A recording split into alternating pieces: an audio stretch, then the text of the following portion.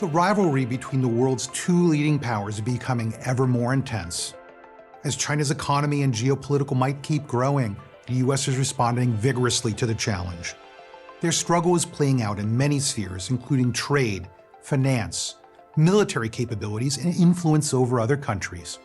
The latest battleground is technology, with the US seeking to restrict China's access to sophisticated semiconductors and other vital components.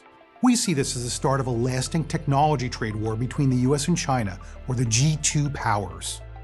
So what does this latest decoupling mean for the G2 economies, the wider Asia region, and for your investment portfolio?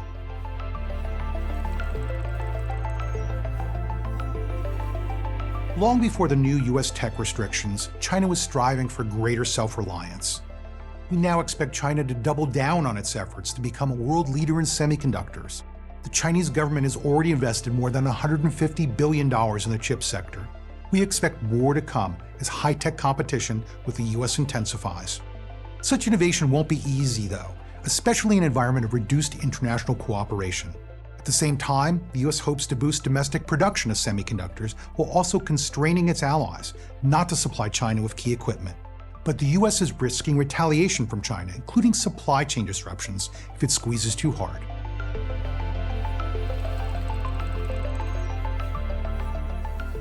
Ongoing polarization creates risks for many companies and sectors, as chip makers unable to sell certain products to China are now finding. We also believe that this rivalry creates potential opportunities on both sides of the divide. Our approach therefore stresses globally diversified exposure, including to key US and Chinese technology producers.